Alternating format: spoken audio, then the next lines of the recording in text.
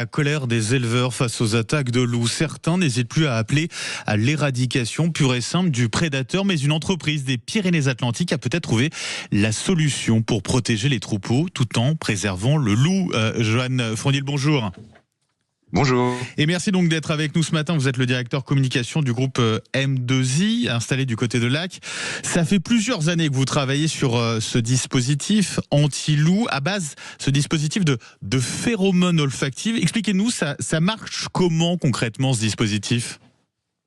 Alors, les phéromones, ce sont des odeurs qui sont émises par des insectes ou par des animaux. Donc, on l'utilise beaucoup dans la protection des cultures en alternative aux pesticides pour repousser ou désorienter des insectes ravageurs et limiter leur prolifération et leurs dégâts sur les cultures. On l'utilise aussi pour les animaux. Par exemple, on travaille avec le groupe Seva pour des phéromones apaisantes d'animaux domestiques. Et là, l'idée était de décliner ces phéromones animales à la faune sauvage.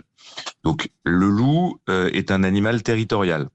Oui. C'est-à-dire qu'il marque sa zone de vie et d'habitation avec des phéromones de manière à dissuader les autres loups du voisinage ou les autres meutes de pénétrer dans sa zone de vie.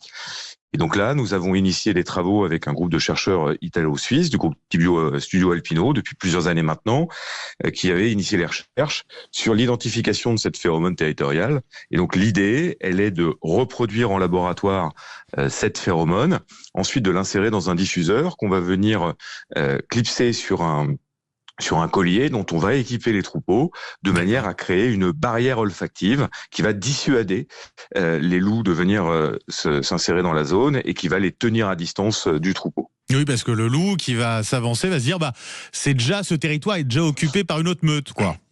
Exactement, et le fait de déposer ce diffuseur sur un collier qui va équiper les têtes du troupeau, ovin ou caprin, va faire en sorte que cette barrière olfactive va être mobile et va se déplacer pendant l'estive, par exemple, avec le troupeau, et va maintenir cette zone de protection, ce halo de protection dissuasif autour du troupeau. Où en êtes-vous là aujourd'hui des phases de tests, d'expérimentation, et de combien on pourrait, grâce à ce dispositif, réduire les attaques de loups, si on a déjà une idée ?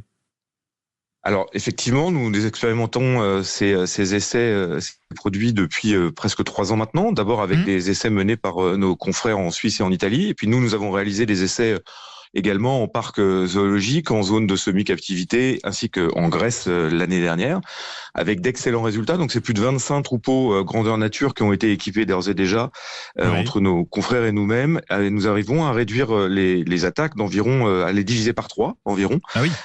Pour vous donner un exemple, en Grèce, nous avons réussi à passer sur les 2 troupeaux équipés de 47 attaques l'année précédente sans dispositif de phéromones répulsives à une seule attaque lors de notre dernière expérimentation. Ah oui, ça fait effectivement une énorme différence. Est-ce que ce collier, il a un impact à côté de ça sur le comportement des animaux d'élevage, sur le troupeau en question, voire sur les patous, sur les chiens de troupeau ? Absolument pas. Toutes les expérimentations que nous avons déjà menées démontrent qu'il n'y a pas d'incidence sur le comportement ni des animaux équipés ovins ou caprins, ni sur les chiens ou les patous. Ouais. Et donc c'est une solution qui pourrait parfaitement être complémentaire des dispositifs existants, des barrières, des clôtures ou des dispositifs de chiens de protection.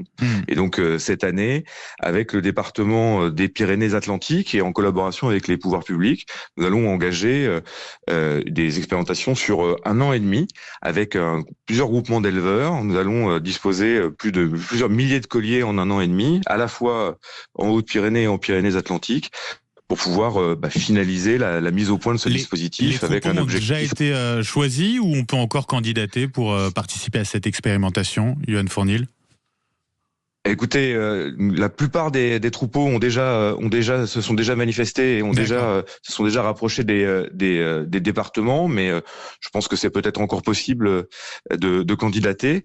Mais l'objectif est effectivement de collecter beaucoup de données et de permettre d'avoir une méthode à terme commercialisable probablement fin 2026 si tout se passe bien. Fin 2026, ok, fin de l'année prochaine, d'accord. Ouais.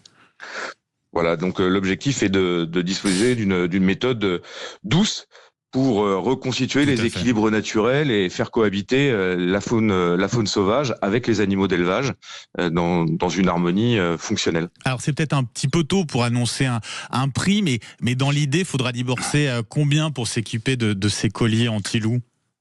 Alors effectivement, tant que les expérimentations grandeur nature avec plusieurs milliers de colliers ne sont pas achevées, c'est un petit peu précipité d'annoncer un prix, mais notre objectif est de pouvoir proposer à terme aux éleveurs des solutions qui soient très abordables, et donc on aimerait pouvoir proposer à terme un diffuseur sur quelques euros pour un diffuseur et un collier. Super, merci en tout cas Johan Fournil d'avoir été avec nous ce matin sur Sud Radio. Je rappelle donc vous êtes le directeur communication du groupe M2I installé dans les Pyrénées-Atlantiques, société qui travaille donc sur ce dispositif anti-loup à base de phéromones olfactifs. Merci d'avoir été avec nous et très bonne journée à vous.